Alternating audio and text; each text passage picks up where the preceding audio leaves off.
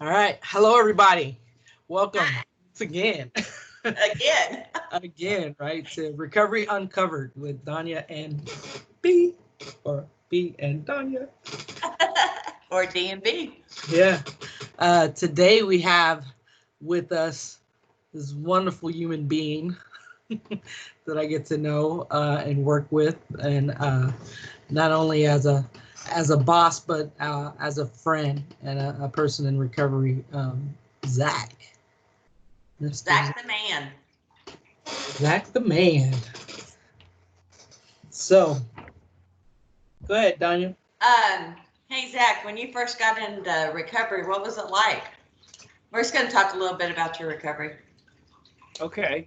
Well, in order for me to tell you thank you, but I think I have to start with it was really bad.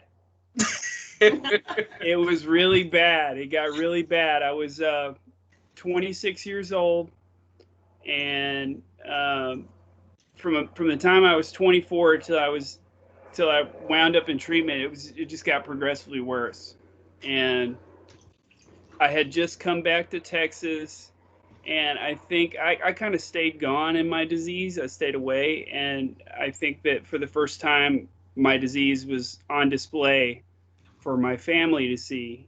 And I did a little number, manipulated my mom, um, wanted her to pay for my methadone in my apartment, which she did for a minute, and she would drive me to the methadone clinic in her minivan and sit and watch the show go down. And she started doing some research because she had the internet,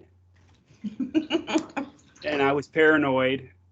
So I did not have the internet. I did not have an email or a cell phone, and she did some research, and I had been on methadone for a while, and I wanted to get off, and I tried to detox a couple of times, and if you know anything, hospitals won't take you if you're still on methadone. They think you're on methadone. Why would you want to get off? Why don't you just step down the way that they want you to? And it was going to take a long time because I was on 120 milligrams. And my mom found a mental health resource, an MHMR in Kerrville, that would do a detox. And I remember we were in the waiting room of that place, and my mom showed me one of these. She showed me this for the first time. It was a little red one. She said, "Have you ever seen one of these before?" And I was like, "Yeah," but I had definitely never seen one. I had no idea what it is. And I probably could have saved myself some trouble had I said no. So I went through this whole cycle of I detoxed, and then I got on a waiting list for state-funded treatment, and I went to treatment, and I detoxed off a pretty high dose of methadone. So I was still detoxing for a while, for several months, and it wasn't worse than it had ever been because I had kicked it a few times before, but it just lasted a lot longer. It just wouldn't go away. This feeling of um, just didn't feel too hot. So yeah, I went to state funded treatment, relapsed in treatment, as we are wont to do, because I made really fast friends in treatment, um, like crime school, and relapsed in treatment, finished the program, successfully completed the program, and then that led to my last relapse. It was about 3.5 months of way worse than it had ever been. Wow. Yeah. And, I was fortunate. I wound up in another state funded treatment center that's no longer around on the south side of San Antonio. And something had changed that time. What changed? Yeah. I had been beat up, and I was able to register I really don't want to deal with it. I don't want to do this anymore. You know, I really just wanted to feel better. I was like, I really want to feel better. And I was grateful that I had a place to land. So, I What's hope I your answered sobriety your date question. today, Zach? My sobriety date's April 19th, 2006. Mm-hmm. And that was probably, I wound up in their detox a few days before that. I remember when I got out of treatment, I kind of did the numbers and tried to figure out what my sobriety date was, and I think it was actually 2 days before. But you settled on that one? Yeah. And the weird thing is that 2 days before I wound up in that detox, a few crazy things happened. The first is I had acquired some money somehow, and I had this $60 just burning a hole in my hand, and I was walking towards this woman's house that I knew, like, as soon as I get here, I'm going to start to feel better. Things are going to be okay. And I could see this woman's house, and as I was walking down the street and getting closer to it, it got raided. And so I just kept walking. Man, that's what this got to be what you can't do for yourself. Yes. And being the way who I am, I just didn't have that many connections here, and so it was really hard for me to locate my drug of choice after that. So it was like there it goes. So for 2 days I was very sick, and I remember I had a box cutter and some works, and I thought, if I don't get some dope, I'm gonna paint a Starbucks bathroom red. Yeah, desperate, man. Yeah. So I had a plan, and the day that I went to that detox, I got a phone call on this little brick phone my mom had got me, and it was paying for, and it was from the treatment center I had been at a few months before, and they were doing kind of a follow-up. And I just told the guy the truth. He's like, how have you been? And I said, well, I've been really terrible. I'm getting ready to kill myself. And he said, well, that maybe you don't want to do that.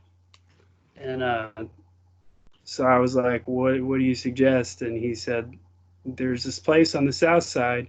You're going to have to convince them that you're serious and make them take you. And so that's what I did. Yeah, that's beautiful, Zach. Yeah. I mean, it's one of those things, you know. It's like, it's tragic, but it's like it has that beautiful golden light though in the end, you know. It's hilarious now. Doesn't have that desperation though, man. It's like, you know. Yeah.